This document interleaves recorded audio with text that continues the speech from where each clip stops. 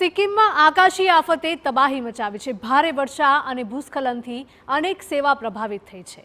આ તબાહીના ભયાનક દ્રશ્યો સિક્કિમના જે સામે આવી રહ્યા છે, જ્યાં ભયાનક વરસાદ અને ભૂસ્ખલને ભારે વિનાશ વેર્યો છે। ભૂસ્ખલનને કારણે ઘણા રસ્તા પ્રભાવિત થયા, ત્યારે વહીવટી તંત્ર દ્વારા લોકોને અપીલ કરવામાં આવી છે કે પરિસ્થિતિ નિયંત્રણમાં ન આવે ત્યાં સુધી લોકો જે જગ્યા પર છે ત્યાં જ રહે। મંગન જિલ્લામાં છેલ્લા કેટલાક દિવસોથી ભારે વરસાદને કારણે ચારે બાજુ તબાહી મચી છે। સતત ભારે વરસાદ અને ભૂસ્ખલનના કારણે ઘણા રસ્તા બંધ થઈ ગયા હતા। ચુંગથાંગને લાચેન અને લાચુંગને જોડતો રસ્તો ભૂસ્ખલનના કારણે સૌથી વધારે પ્રભાવિત થયો છે। ઉત્તર સિક્કિમના વિવિધ વિભાગોમાં લગભગ 1500 પ્રવાસીઓ ફસાયા છે।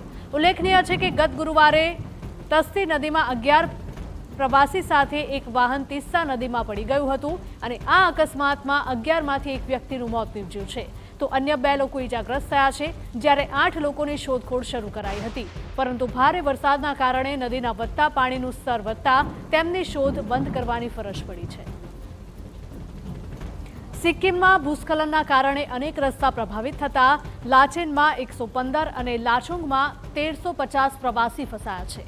મળતી માહિતી મુજબ વરસાદના કારણે અનેક સેવા સ્થગિત કરવામાં આવી હતી, જેમાં વીજળી પુરવઠાથી લઈને પાણી સુધીની સેવા બંધ કરાઈ હતી। આ ઉપરાંત લગભગ 24 કલાક સુધી બંધ રહ્યા બાદ મોબાઈલ કનેક્ટિવિટી પુનઃ સ્થાપિત કરવામાં આવી છે।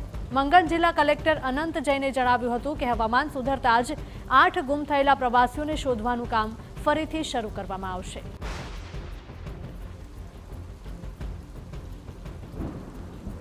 તો આસામમાં ભારે વરસાદ બાદ પૂર અને ભૂસ્ખલનની સ્થિતિ વણસી છે। અનેક વિસ્તારોમાં પૂરે ભારે તારાજી સર્જી છે, ત્યારે ગ્રામ્ય વિસ્તારોમાં અનેક લોકોના ઘર પાણીમાં ગરકાવ થયા છે। ભૂસ્ખલનમાં 5 લોકોના મૃત્યુ થયાની માહિતી સામે આવી છે। વરસાદના કારણે સ્થાનિક નદીઓમાં પૂરની સ્થિતિ ઊભી થઈ છે, તો વિવિધ ગામોના 10,000થી પણ વધારે લોકો પૂરથી અસરગ્રસ્ત થયા છે। 25 ગામોના 1,000થી પણ વધારે લોકો પૂરથી પ્રભાવિત થયા।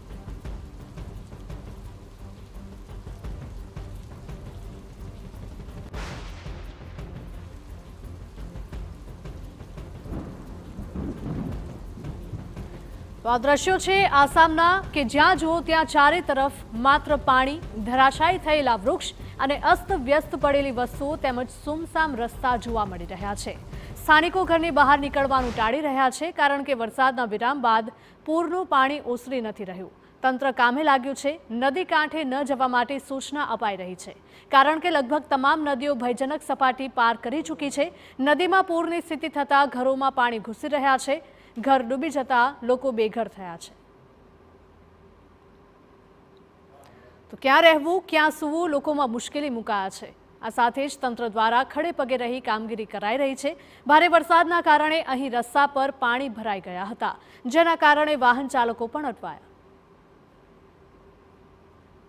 जितने भी डाइके इस तरफ घर हैं, सब घर में पानी आ गया है।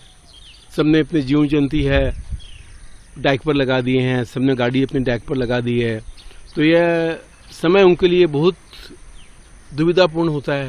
कहाँ खाना बनाए, कहाँ रहें, कहाँ सोए, लेकिन सरकार है इसका ध्यान लेगी, कुछ कोई व्यवस्था करेगी उनके लिए, यही मेरी सरकार से मेरी आशा है। उससे बहुत ज़्यादा पानी डेंजर लेवल के ऊपर आ रहा है। ये एक ऐसी जगह है जहाँ हम जाके एक्सरसाइज करते थे, और सुरक्षा प्रशासन की दृष्टि से हम देख रहे हैं कि यहाँ पर बांस बांध के इसे बंद कर दिया गया है। तो अभी हम भी समाज सभी लोगों से यही अपील करेंगे कि जैसा कि ये डेंजर जोन पे आ रहा है, तो आप सभी गवर्नमेंट के सारे निर्देशों का पालन करते हुए अपनी जान को जोखिम में न डालें, अपनी सुरक्षा का ध्यान दें एवं सरकार की सहायता करें। તો ઉત્તર ભારતના દ્રશ્યો સામે આવી રહ્યા છે, કે જ્યાં વરસાદે ભારે તબાહી મચાવી છે। અહીંયા જ્યાં જુઓ ત્યાં બસ પાણી જ પાણી જોવા મળી રહ્યું છે। અમુક નીચાણવાળા વિસ્તારોમાં આવેલા મકાનો ડૂબી ગયા છે। લોકોને ક્યાં રહેવું, ક્યાં સૂવું, શું ખાવું પીવું, તે તમામ મુદ્દે લોકો હવે મુશ્કેલીમાં મુકાયા છે। લોકો પોતાનો જીવ બચાવવા માટે ગમે ત્યાં આશરો લેવા માટે પણ મજબૂર બન્યા છે। તો રસ્તા ઉપર વાહન ચાલકોને પણ હાલાકી ભોગવવાનો વારો આવ્યો છે। અનેક વાહનો તણાઈ ગયા છે, તો અનેક વાહનો વરસાદી પાણીમાં ડૂબી ગયા હોય તેવા પણ દ્રશ્યો સામે આવ્યા છે। જ્યાં જુઓ ત્યાં તબાહીનો જ મંજર અહીંયા જોવા મળી રહ્યો છે।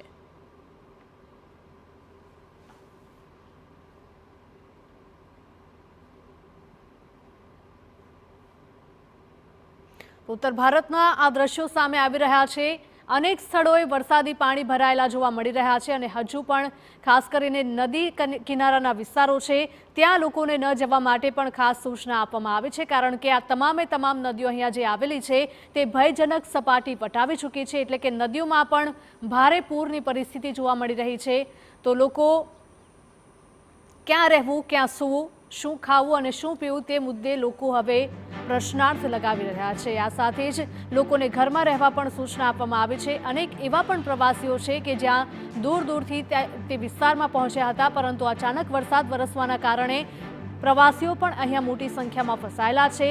અમુક જગ્યાએ 1500 જેટલા પ્રવાસીઓ પણ ફસાયેલા છે, જેમને સુરક્ષિત સ્થળે રહેવા તંત્રએ સલાહ આપી છે।